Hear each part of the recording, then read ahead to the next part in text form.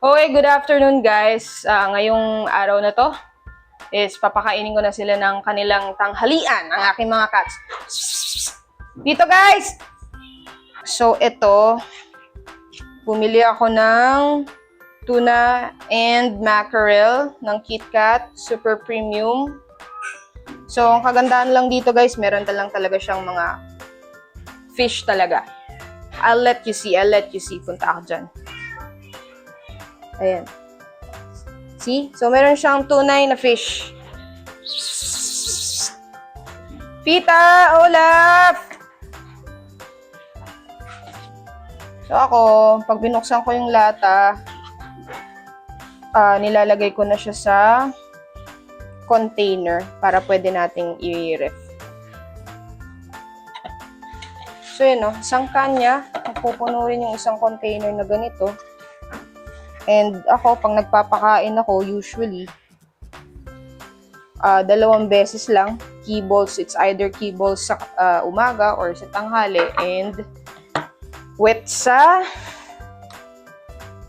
gabi or afternoon.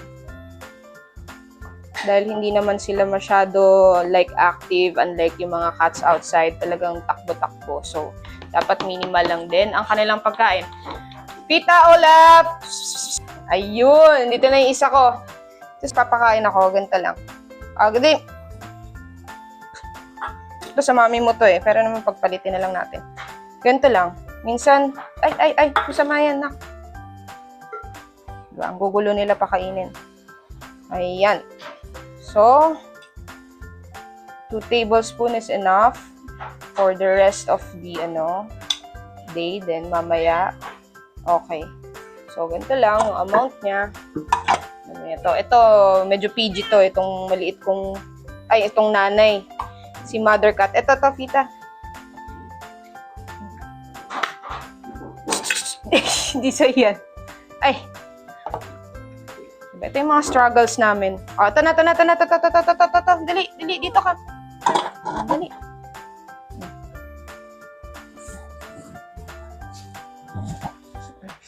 Nainggit pa siya. Kakakain lang yan. Busog yan. O, say bye na. Say bye!